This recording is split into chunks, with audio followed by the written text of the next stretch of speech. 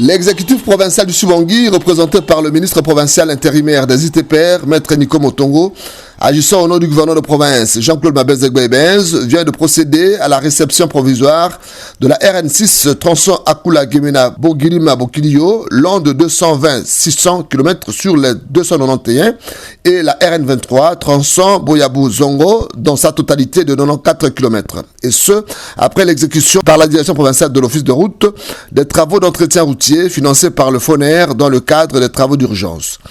En effet, c'est au cours d'une mission importante que Nico Motongo vient de conduire à Zongo, à 263 km de Gemena, et dont en fait partie le directeur provincial de l'Office de route, l'ingénieur Didi Nzuzi Kitukila, qui accompagnait son sous-directeur technique et son chef de division administratif et financier, le chef d'antenne du BTC, ainsi que 2 membres du cabinet du gouverneur.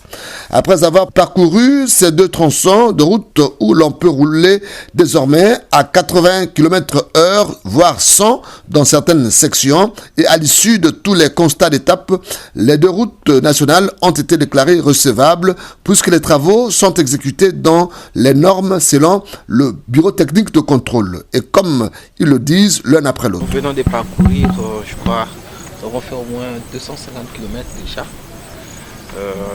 où on a connu 2 RN, RN6 et RN23. En termes de mon impression, elle est très bonne. Très bonne parce qu'il y a soupé, nous avions fréquenté cette route. Il y a une grande amélioration par rapport aux travaux effectués par l'Office des routes.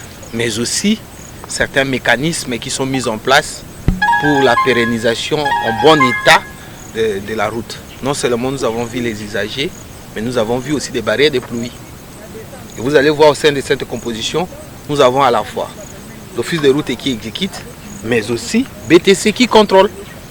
Donc, ce n'est pas nous trouvons satisfaction dans le sens qu'il y a un exécutant et un inspecteur pour que le résultat attendu soit réellement allant dans l'intérêt non seulement de la province, mais de la République démocratique du Congo, pour répondre aux désiderata de son Excellence, Monsieur le chef de l'État, le président de la République, je cite Félix-Antoine Tshisekedi. Donc, en peu de mots, je peux dire que le tronçon parcouru, mes impressions sont très très bonnes. Vous savez vous-même que c'est une route saisonnière, donc les routes en terre elles sont saisonnières, et dans une région où il pleut abondamment, nous avons le devoir de faire de la surveillance et également de la maintenance. Nous rappelons l'intérêt, nous avons eu à parler de ça, sur le cantonnage manuel ou des travaux en IMO qui doivent venir séquentiellement et de manière procédurale en appui à ce qui a été fait pour pouvoir consolider ça à long terme. Je pense que j'ai dit l'essentiel pour ne pas être long. L'autorité qui est sur place, qui représente le gouverneur et pour lequel nous remercions les efforts également des autorités. Je cite mon directeur général qui n'a aménagé aucun effort pour nous accompagner de manière processuelle à avancer dans l'objectif qui nous a été assigné lors du dernier passage du ministre de tutelle. Vous savez que la RN6 et la RN23 sont des routes ultra prioritaires et c'est très stratégique pour la province du Sud-Ubangi. Alors, les travaux qui ont été faits d'abord, je fixe un D, c'est des travaux très urgents et qui ont été faits en temps record pour guérir ces réseaux de toute forme d'obsolescence qu'on a constaté la dernière fois que nous étions venus avec des autorités. Et aujourd'hui, nous faisons ce qu'on appelle des constats d'étape dans le cadre de la réception provisoire. Je sais que les réserves pourront être émises, mais qu'à cela ne tienne, l'ensemble de ce qui devrait être fait a été fait. Nous ne pouvons qu'avoir le sentiment d'un travail bien accompli. Dans les cas d'espèce, nous sommes très contents parce que nous sommes là pour faire la réception provisoire. Je crois que dans les jours à venir, on va certainement faire la réception définitive. Telle qu'on voit, la route est bien faite, nous sommes contents, très contents, et que dans les jours à venir, on va faire la réception définitive. Nous tenons à remercier tous ceux qui nous ont encouragés. Il y a aussi la mission de contrôle qui nous a accompagnés. Il y a la brigade 305 qui était au pied d'œuvre. En tout cas, nous avons milité, nous avons travaillé d'arrache-pied pour atteindre le niveau de service que nous avons donné à la route. Donc nous recevons vos félicitations et nous sommes fiers de l'équipe qui vient d'abattre un travail coriace ici. Mais qu'à cela ne tienne, nous continuons toujours à maintenir le niveau de service de la route malgré les multiples contraintes auxquelles nous sommes soumises. Entre autres, les contraintes d'ordre logistique et d'ordre pluviométrique. Nous sommes à l'Équateur, nous travaillons pendant la période de pluie. Mais malgré ça, on essaie un peu de stabiliser la route pour permettre la circulation de biens et de personnes d'une manière confortable. Nous étions là dès le démarrage des travaux et nous voici presque au terme. Donc nous étions ensemble avec la régie d'exécution, en l'occurrence l'office des routes. Donc nous avions veillé aux normes.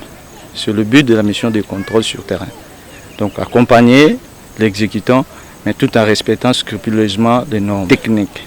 Il convient de noter que pour garder le plus longtemps possible ces deux routes dans leur état actuel de praticabilité, l'Office de route a imaginé et érigé le système des barrières de pluie qui ont été à cette même occasion mises en service par le patron provincial des routes du Sud-Bangui. L'on peut rappeler que l'Office de route Sud-Bangui, nonobstant le manque de matériel, selon le constat fait dernièrement par le ministre des ITPR lors de sa mission qui l'a conduit jusqu'à Zongo, accompagné du directeur général adjoint de l'office de route, cette structure pérenne de l'État a réussi à guérir toutes les obsolescences qu'il y avait sur ces deux routes nationales hyper importantes sur le plan économique pour cette partie du pays de Félix Antoine Tshisekedi Tshilombo, sur ce qui fait partie de la route transafricaine. Parmi les bénéficiaires, outre l'autorité provinciale, il y a également le maire de Zongo, Michel Mboui Siazouye Keyeke, qui a livré ses impressions. Merci beaucoup pour l'opportunité pour que je puisse parler sur vos antennes. Et je rappelle que cette route a été réhabilitée il y a 3 ans sur le projet ProRoute. Après sa réhabilitation, il a fallu qu'on puisse entretenir. Malheureusement, depuis lors, la route a été abîmée. Et pour faire ce tronçon, il fallait plus de 2 heures du temps pour quitter Boyabo jusqu'à Zongo et vice-versa. Aujourd'hui, c'est un grand plaisir pour nous de voir que la route a été entretenue par l'office de route. Vraiment, nous apprécions le travail fourni.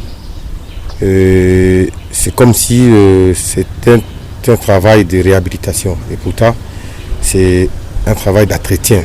Approché par la presse pour dévoiler la consistance de l'enveloppe qui a couvert tous ces travaux, le CEDAF de l'Office de route Sud-Bangui, Didier Herry, a révélé qu'il a fallu aussi un esprit managérial de son directeur provincial pour qu'on aboutisse aux résultats escomptés. Car les instances nationales ferait encore mieux d'envoyer un complément tenant compte du caractère saisonnier d'une route en terre, surtout dans une province comme le Sud-Bangui où il pleut assez régulièrement, pour ne pas dire pendant 9 mois sur les 12 de l'année. La satisfaction est partagée. En fait, si je reviens à votre question concernant l'enveloppe qui nous a été donnée pour les travaux sur cette route, je vous dirais que l'enveloppe elle est séquentielle. Nous recevons des fonds progressivement. Mais pour ce qui concerne cette route, vous savez que nous avons atteint l'objectif. Mais nous n'allons pas nous limiter seulement à cet objectif. Et il nous est encore recommandé de pouvoir fortifier les travaux. Pour la fortification des travaux, on a encore besoin de l'enveloppe restante auprès de l'autorité compétente. Vous savez, pour avoir les résultats de ce travail, on a dû recourir à la location de certains matériels. Et cette location nous a coûté les yeux de la tête. N'eût été la politique du directeur provincial de l'Office de route Sud-Bangui, je vous rassure qu'on serait à mi-chemin. Heureusement que l'autorité a su escamoter les étapes pour pouvoir atteindre cet objectif. Nous lançons un cri d'alarme auprès des autorités compétentes pour pouvoir faire le rajout de l'enveloppe restante afin de nous permettre de pérenniser les travaux que tout le monde vient d'apprécier pour l'instant.